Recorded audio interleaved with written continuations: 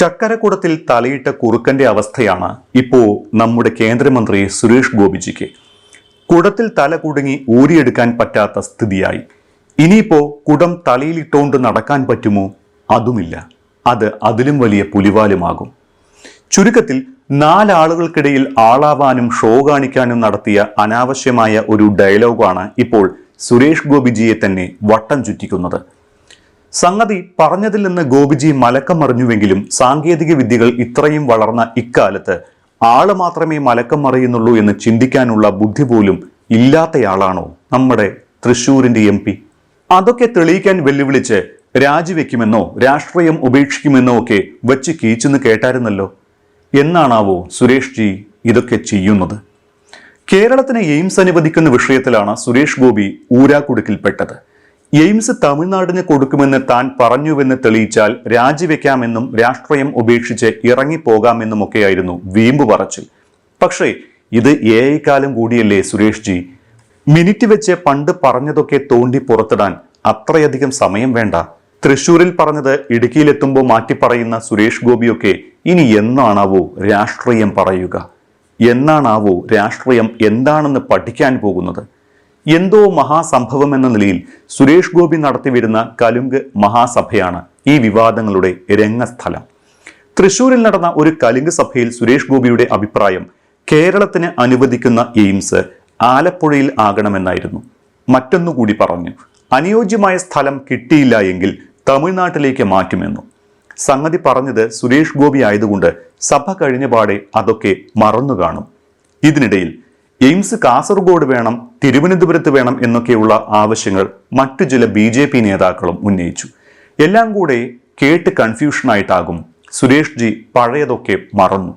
അതാണ് ഇടുക്കിയിലെത്തിയപ്പോൾ എയിംസ് തമിഴ്നാടിന് കൊടുക്കുമെന്ന് പറഞ്ഞത് തെളിയിച്ചാൽ അപ്പോൾ തന്നെ രാജിവെച്ച് രാഷ്ട്രീയത്തിൽ നിന്നുകൂടി ഇറങ്ങിപ്പോകുമെന്ന് വെല്ലുവിളിച്ചത്. ഞാൻ അങ്ങനെ പറഞ്ഞിട്ടേയില്ല എന്നാണ് ഗോപി മന്ത്രി ഇപ്പോൾ ആണയിടുന്നത്. സാർ ഒരു വട്ടം പറഞ്ഞിട്ടുണ്ട്, സാറിന് ഓർമ്മയില്ലാഞ്ഞിട്ടാ. ഇല്ലെങ്കിൽ ഒന്ന് കേട്ടു നോക്കിയേ. തിരുവനന്തപുരത്തെ സ്ഥലം തരൂ എന്ന് പറഞ്ഞാൽ എനിക്ക് വിരോധമൊന്നുമില്ല.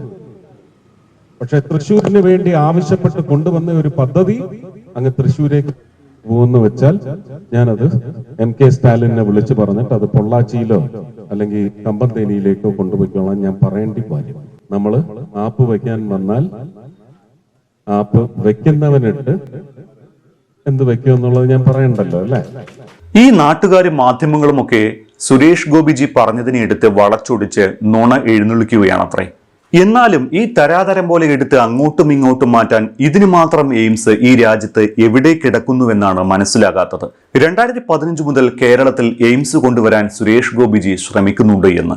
മിക്കവാറും കേരളത്തിലെ 14 ജില്ലകളിലും ഒരു എയിംസ് നിറഞ്ഞ കിനാശ്ശേരി. അതായിരിക്കും സുരേഷ് ജി കണ്ട സ്വപ്നം. സ്വയം പറഞ്ഞ വാക്കുകളിൽ സുരേഷ് ഗോപി പുലിവാല പിടിക്കുന്നത് ഒറ്റപ്പെട്ട സംഭവമൊന്നുമല്ല. കഴിഞ്ഞ ദിവസം തന്നെ പ്രജകൾ പ്രസ്താവനയിലൂടെ സുരേഷ് ഗോപി പുലിവാല് പിടിച്ചതാണ്. തന്റെ ശമ്പളം താൻ എടുത്തിട്ടില്ല എന്നും എല്ലാം പ്രജകളുടെ കന്നിപ്പാത്രത്തിൽ വീഴുകയാണ് എന്നുമായിരുന്നു സുരേഷ് ഗോപിയുടെ പരാമർശം. സുരേഷ് ഗോപി ഇപ്പോഴും തമ്പുരാൻ മൈൻഡിൽ നിന്ന് പുറത്തു വന്നിട്ടില്ല എന്നും രാജാവ് കളിക്കുകയാണ് എന്നുമൊക്കെ വിമർശനം ഉയർന്നു. അല്ലെങ്കിൽ തന്നെ അടുത്ത ജന്മത്തിൽ ഉന്നത കുലജാതനായി ജനിക്കണമെന്നൊക്കെ പറയുന്ന സുരേഷ് ഗോപിയിൽ നിന്ന് വോട്ടർമാരെ മനുഷ്യന്മാരായി കണ്ടുകൊണ്ടുള്ള ഒരു നിലപാട് വരും എന്ന് കരുതുന്നത് തന്നെ മണ്ടത്തരമല്ലേ?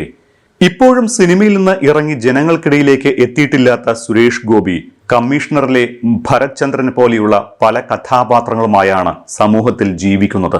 അതുകൊണ്ടാണ് ചോദ്യം ചോദിക്കുന്ന മാധ്യമ പ്രവർത്തകർക്ക് നേരെ നിങ്ങൾ ആരാണ്, ആരോടാണ് സംസാരിക്കുന്നത് എന്ന ബോധം വേണമെന്നൊക്കെ മാസ് ഡയലോഗ് അടിക്കുന്നത്.